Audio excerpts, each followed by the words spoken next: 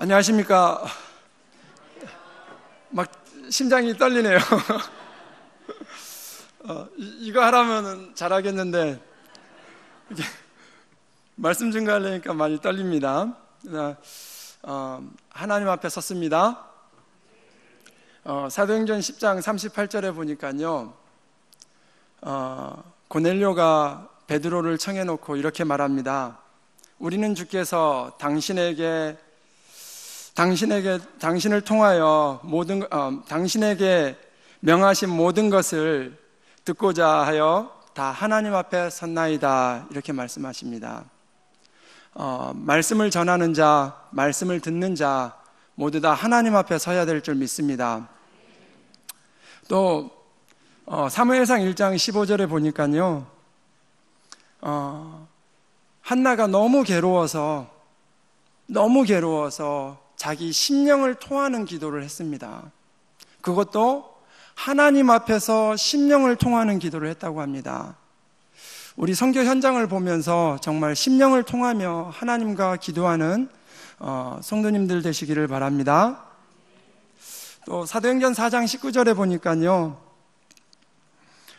베드로가 복음을 전하는데 교권을 가지고 예수의 얘기를 하지 말고 전하지 말고 가르치지 말라고 합니다. 그때 하나님 앞에서 너희 말, 사람의 말을 듣는 게 옳은가 하나님의 말을 듣는 게 옳은가 너희가 판단하여 보라. 우리는 보고 들은 이 일의 증인이로다, 이렇게 말씀하십니다. 무슨 일을 하든지 하나님 앞에 설 수 있도록 여러분들이 기도해 주시기 바랍니다. 끊임없이 사랑해 주시고 관심 가져주시고 헌신해 주신 여러분들에게 다시 한번 감사드립니다. 잠깐 PPT 좀 띄워주시겠습니까?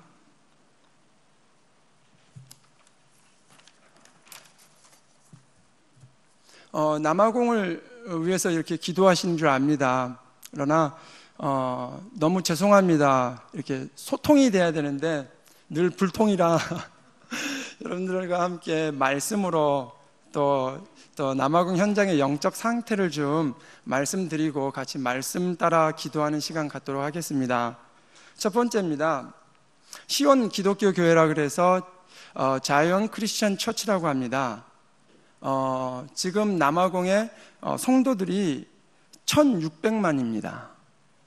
저 JCC라는 단체에 1600만의 성도가 있습니다. 저들이 믿는 것은 성경을 들고 있습니다. 그러나 자기 자신이 믿는 조상신, 그것도 같이 믿습니다. 토속신앙과 함께 기독교가 혼합되어 있는 신앙입니다. 저 본부는 우리 요하네스버그에서 약 북쪽으로 한 2시간 거리에 있습니다. 림포포주라는 볼로코 안에 그 지역이고, 그 이름을 모리아산이라 해서 저렇게 1년에 한 번씩 부활절이 되면 1년에 한 번씩 100만 명이 모여서 저렇게 예배를 드립니다. 저들은 또 조상신을 강조하고 그 다음에 조상 제사를 드립니다. 그때 제사를 드릴 때 염소피, 그 다음에 닭피, 이런 것을 뿌려가면서 조상들께 제사를 드립니다. 그리고 또 저들은 이런 끈이 있어요. 손목에 매는 끈, 허리에 매는 끈이 있습니다. 그 끈이 자기 자신들을 지켜준다고 믿고 있습니다. 그런 영적인 혼탁한 시대입니다. 그래서 여러분들이 그걸 아시고 기도해 주시고, 그 다음에 또 흑인들 80%가 아프리카에 무당이 있습니다. 그걸 쌍고마라고 합니다. 그 쌍고마들에게 문제가 생기면 그 쌍고마들을 찾아가서 거기에 진단을 받고 치료를 받습니다. 그 다음에 두 번째입니다. 전 여호와의 증인 회관입니다. 어마어마하게 크지요. 저 도로 밑에 변에 보면은 집들입니다. 어떤 한 타운보다도 더 큽니다. 저 여호와의 증인들의 열심을 아시죠? 매주 시간 되는 대로 계속 나가서 전도지를 돌립니다. 다음 장 부탁드립니다. 이건 불교 사찰입니다. 나누아라는 사찰입니다. 만델라 대통령이 되면서 그 시의회 의원 투자유치차 대만에 갔다가 정통 종파인 호강상 종파에 매혹이 됩니다. 그래서 사원 건립을 요청하게 되고 정부에서 부지를 그냥 기증했습니다. 그리고 대만 호강상 종파와 대만 교포 사회가 지원으로 약 600만 달러, 하나로 약 60억 정도 되지요. 그것으로 지어진 건물입니다. 그 다음입니다. 이슬람의 아이들입니다. 우리 남아공의 지금 남부 쪽에 케이프타운이나 더반 쪽에 지금 급성장하고 있는 이슬람 종교들입니다. 저기는 지금 어디냐면요, 이슬람 사원 바로 옆에 있는 어린이를 케어하는 곳입니다. 저기 1학년부터 6학년까지 매주 금요일 날 1시부터 5시까지 아랍어를 공부시키고요, 코란을 읽히고요. 지금 여러분들의 오른쪽을 보시면 그 아이들이 앉아있죠? 지금 코란을 읽고 있는 모습들입니다. 그리고 저 아이들이 이슬람 교리를 공부합니다. 어릴 때부터 완전히 각인 뿌리 체질로 이렇게 교육시키고 있습니다. 근데 반면 교회는 휴가철이 되잖아요. 전부 휴가를 떠납니다. 그래서 주일학교 반이 문을 닫습니다. 그래서 여러분들의 많은 기도와 관심을 부탁드리겠습니다. 말씀 보겠습니다. 첫 번째, 영적 상태입니다. 우리의 영적 상태. 여호와께서 아브라함에게 이르시되 너는 너의 고향 친척 아비집을 떠나 내가 내게 보여줄 땅으로 가라. 고향을 떠나라는 것은 그 시대적인 배경상 어떤 마을과 어떤 나라가 형성되었을 때는, 공동체가 형성되었을 때는 그 공동체를 보호하는 신이 있습니다. 그 신을 떠나라는 것이지요. 우상을 떠나라는 것이지요. 여호수아 24장 2절에 보니까 여호수아가 마지막 이스라엘 백성들을 모아놓고 고별 설교할 때 너희 조상 아브라함 그의 아버지 데라 우상을 섬기더니 이렇게 말씀하십니다. 우상에 빠져 있습니다. 지금 남아공도 우상 종교에 빠져 있습니다. 여러분들, 정말 우리 남아공이 이 우상에서 벗어날 수 있도록 여러분들이 정말 말씀 안에서 기도해 주시기 바랍니다.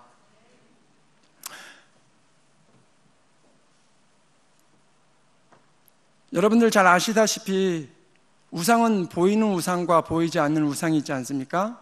보이는 우상, 하나님께서 우리 인간을 자기 모양 자기 형상대로 창조하셨습니다. 그래서 그 인간에게 하나님은 찬양과 영광과 그리고 예배를 받으시기를 원하십니다. 그런데 그 인간이 다른 형상을 만들어 놓고 그들에게 경배합니다. 하나님은 자기의 영광을 빼앗기지 않습니다. 그래서 3, 4대까지 저주를 내립니다. 또 보이지 않는 우상이 있습니다. 여러분들 잘 아시듯이 창세기 3장, 6장, 11장, 우리는 때로는 자존심을 내세웁니다. 자기 우상입니다. 정말 복음이라면 내 자존심도 내려놔야 될 줄 믿습니다. 때로는 물질 우상에 잡힙니다. 돈에 사로잡힙니다. 또 지식에, 권력에, 이런 우상에 잡힙니다. 또 하나의 우상은 교만입니다. 우리가 하나님의 말씀을 들어야 되는데 하나님의 말씀을 듣지 않습니다. 하나님의 말씀에 순종해야 되는데 순종하지 않습니다. 우리가 하나님의 말씀을 듣고 순종하고 믿고 그 다음에 적용하고 그 다음에 실행해야 될 줄 믿습니다. 사울왕은 하나님의 말씀을 버려버렸다 했습니다. 그때 하나님께서도 사울을 버렸다고 말씀하십니다. 우리가 하나님의 말씀에 순종하는 삶이 될 수 있도록 기도하시기 바랍니다. 둘째는 친척을 떠나라고 말씀하십니다. 우리는 혈연, 학연, 지연 이런 것으로 뭉쳐져 있습니다. 그런데 우리는 그것들을 더 의지합니다. 하나님보다도 혈연을 더 의지하고 지연과 학연을 의지합니다. 우리 남아공뿐만 아니라 아프리카, 북아프리카 쪽은 어떠냐면요, 어떤 자기 친척 중에 한 사람이 직장을 구하고 돈을 법니다. 그러면 친척들이 같이 붙어요. 그 집에 같이 살아요. 그래서 도움을 받습니다.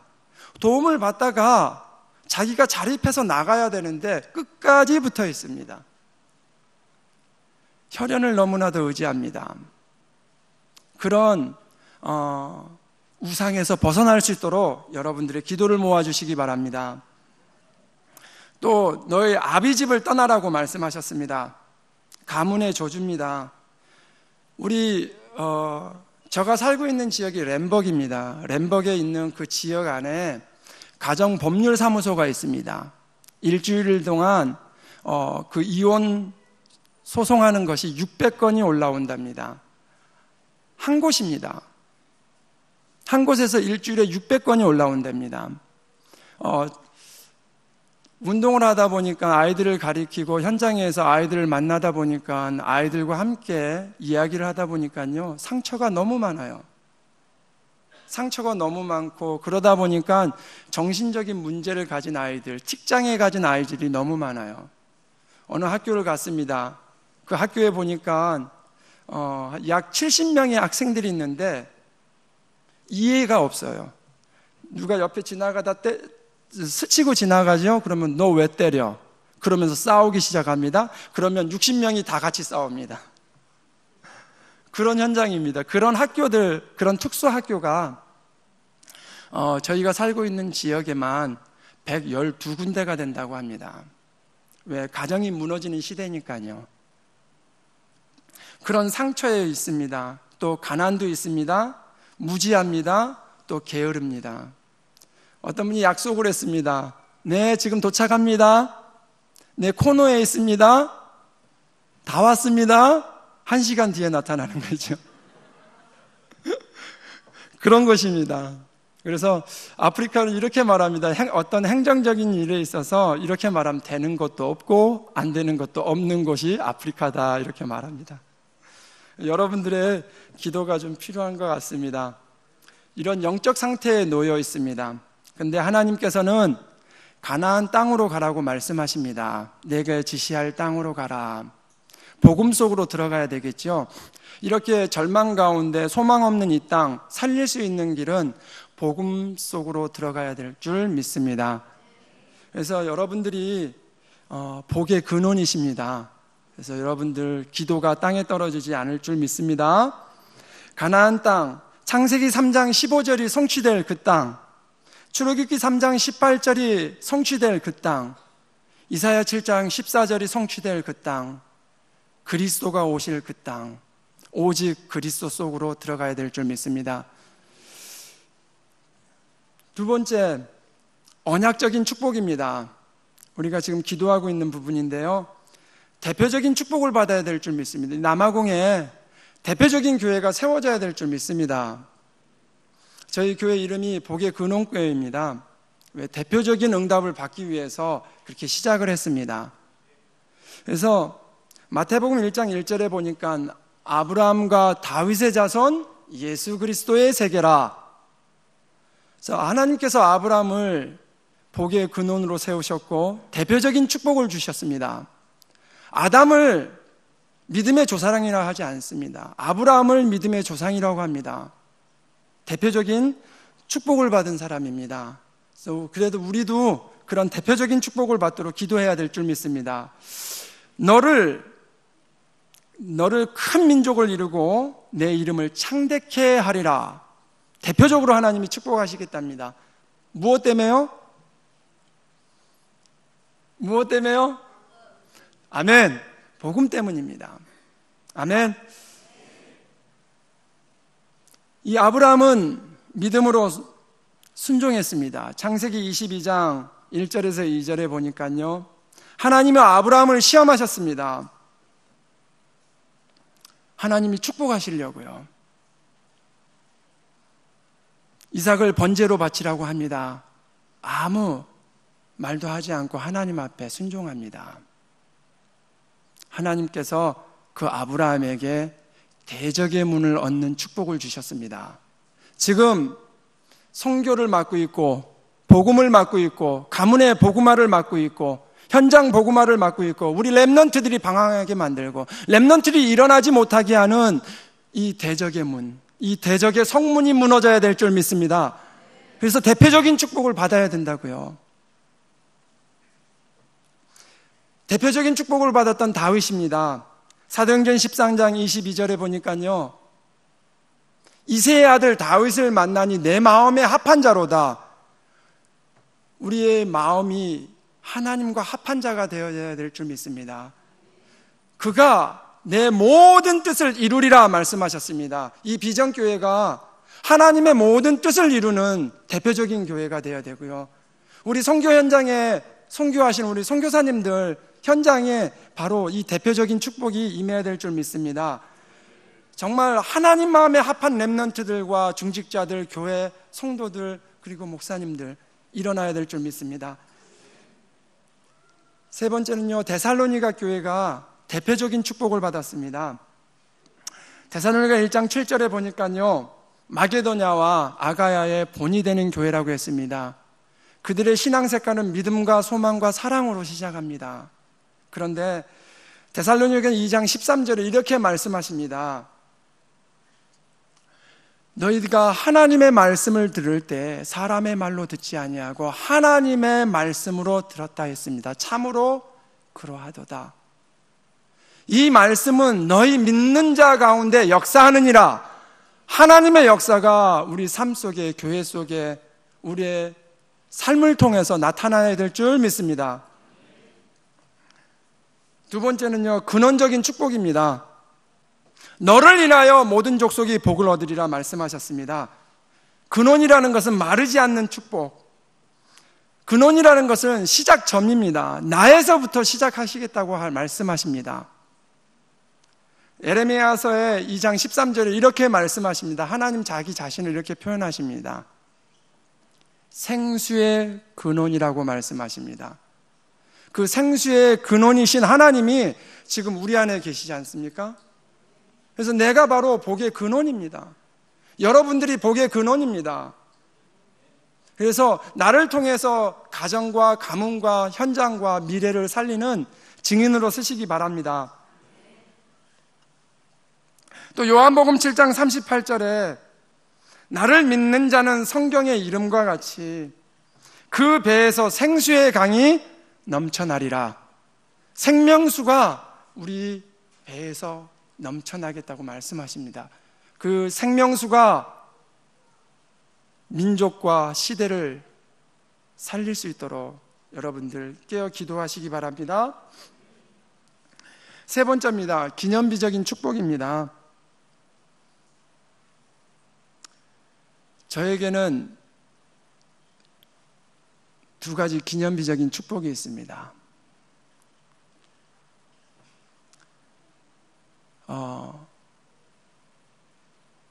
두 명의 렘넌트를 제 눈앞에서 하나님께 떠나보냈습니다. 그 첫 번째가 초등학교 6학년 그레이스라는 여자아이입니다. 2016년 12월 26일 캠프 이틀째입니다.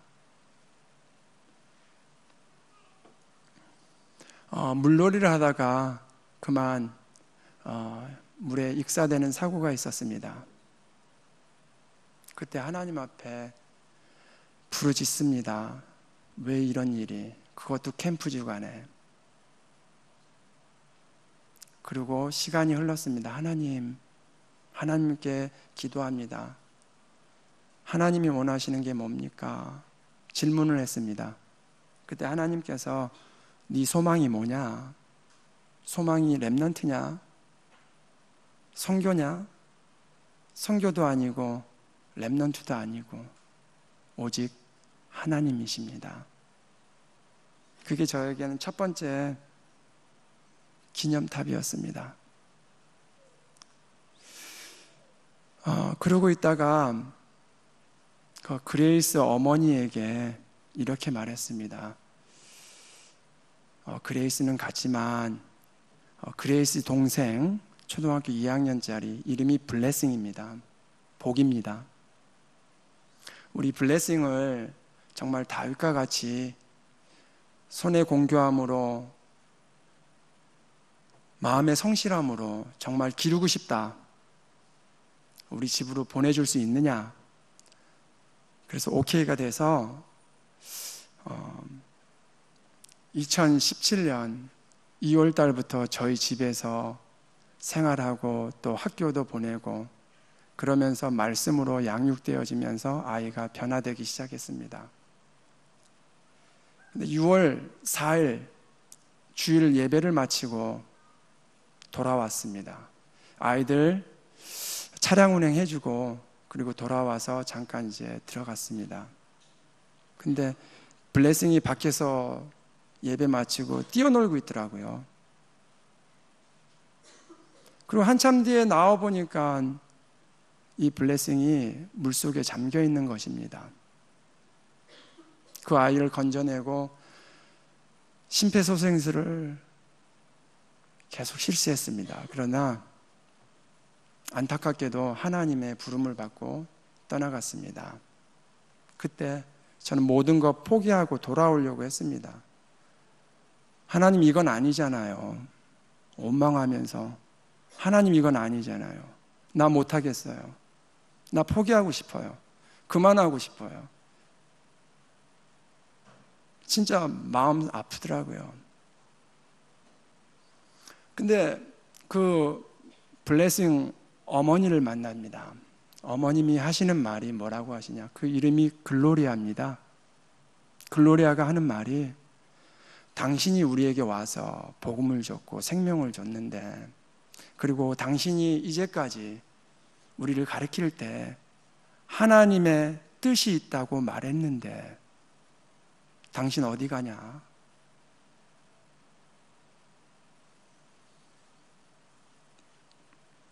저는 이 사건을 통해서 말로만 믿는 하나님이 아니라 그들의 신앙을 통해서 하나님이 살아계심을 보게 되었습니다. 그래서 하나님 앞에 기도했습니다. 하나님, 왜 이런 일이 있습니까? 그때 주신 말씀이 욥기 1장 20절 23절 말씀입니다. 내가 모태에서 알몸으로 나왔은즉 또한 알몸으로 그리로 돌아갈지니라. 주시는 이도 여호와시요 거두시는 이도 여호와시니 여호와의 이름이 찬송을 받을지니라. 그러면서 하나님께 범죄하지 않고 원망하지 않았다. 그 블레싱도 내 아이가 아니고 내 렘넌트가 아니고 하나님의 소유였습니다. 이 두 가지의 기념비를 갖게 되었습니다. 여러분들 어떤 문제가 있습니까? 문제 아닙니다. 하나님 말씀 앞에 서시기 바랍니다. 하나님 앞에 질문하시기 바랍니다. 하나님 말씀 주실 겁니다. 인도하실 겁니다. 아멘. 결론입니다.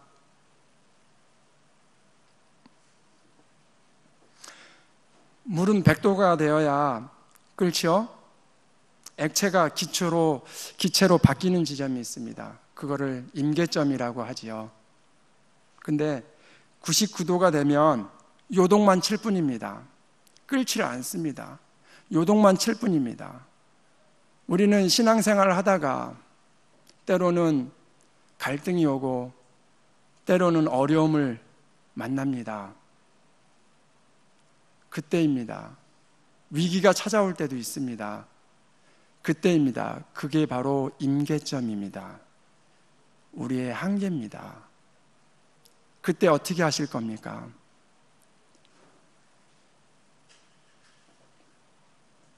포기하실 겁니까?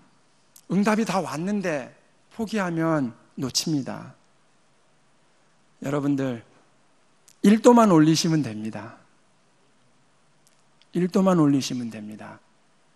그래서 우리는 포기하지 않고 하나님의 언약 속으로, 복음 속으로, 말씀 속으로 들어가야 될 줄 믿습니다. 사도행전 1장 14절에 뭐라고 말씀하시죠?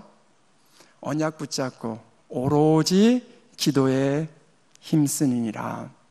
여러분들의 기도가 땅에 떨어지지 않을 겁니다.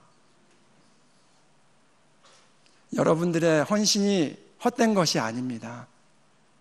여러분들의 조그만 헌신과 기도가 남아공을 살리고 저 시국을 살리고 아프리카를 살릴 줄 믿습니다.